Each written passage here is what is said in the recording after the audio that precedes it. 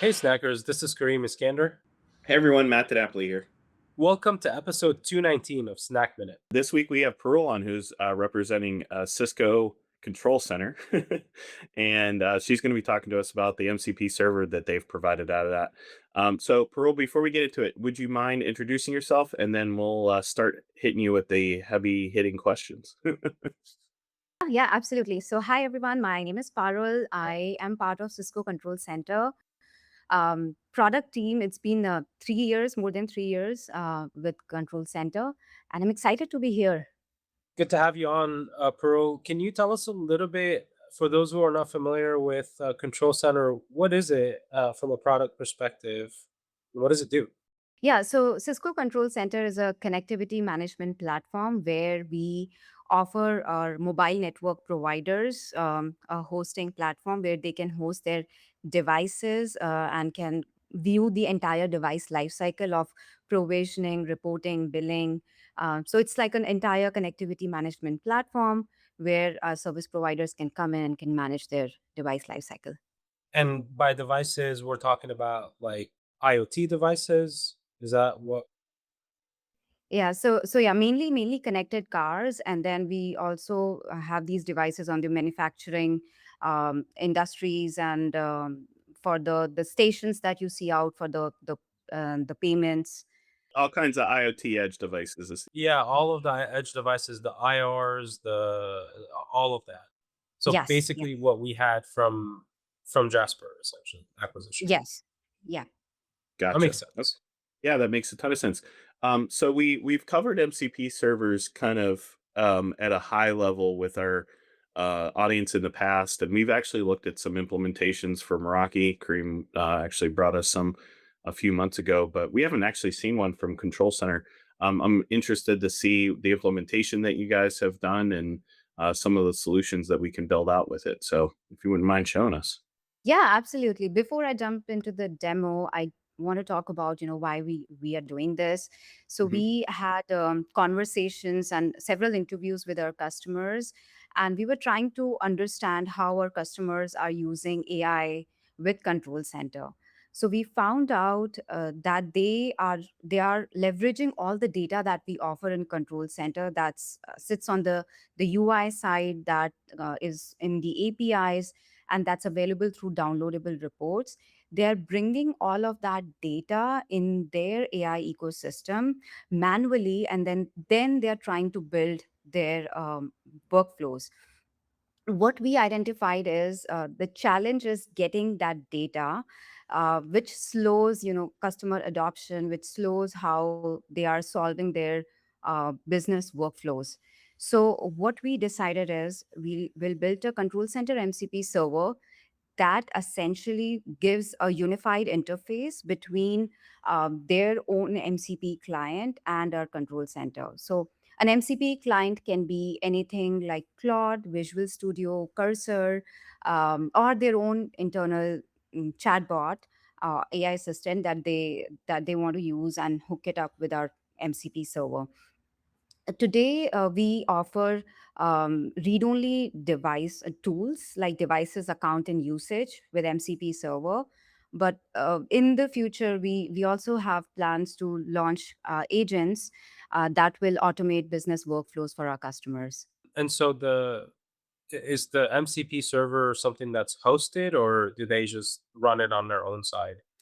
We are hosting it on our side. They just have to use industry standard. They use the URL, configure it on their MCP client, and they connect it to our MCP server. So we are hosting it. Okay, that's great. Yeah, Do very cool. we do we get to see it in action? Yes. Again, before I jump into that, we while we were doing this customer research, we found out that these were some of the most important use cases for our customers, including operational efficiency, revenue assurance, rapid troubleshooting, optimization of rate plans, and access governance. So I'm going to be demoing one of these use cases with real life scenarios that came from our users.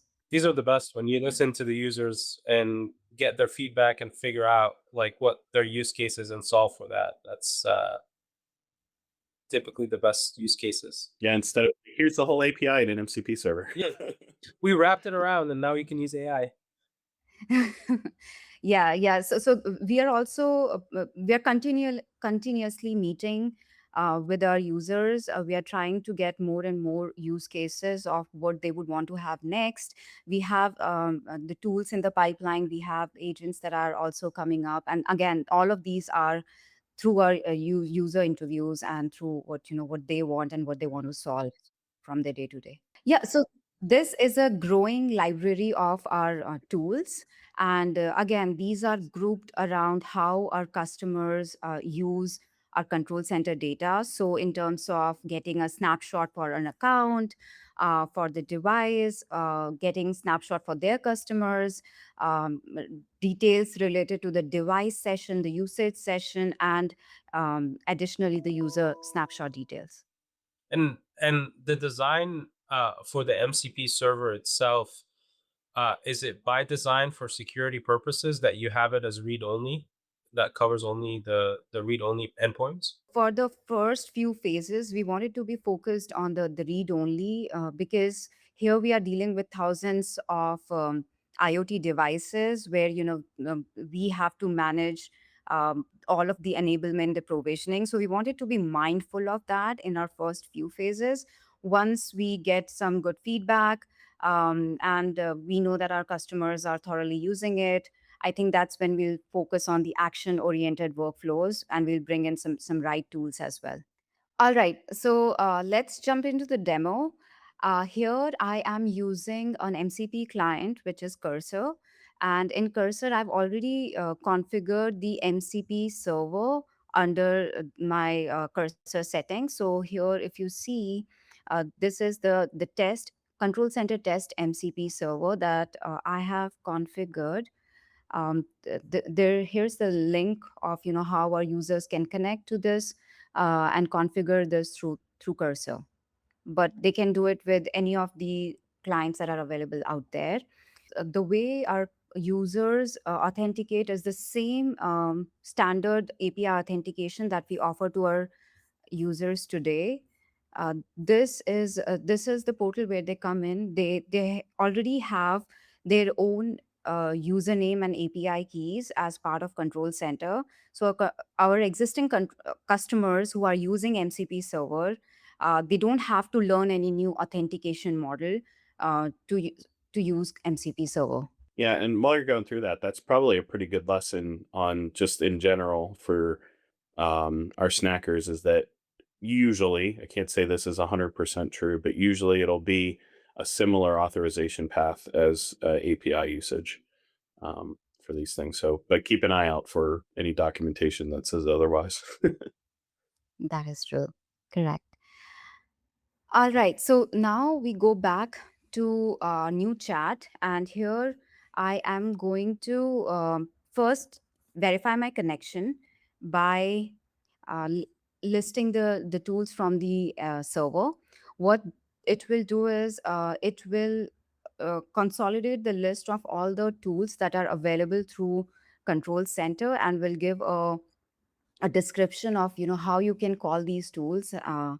But AI, the model itself, will call these through tools based on what prompts you enter here. So next, what I have is a real operational use case.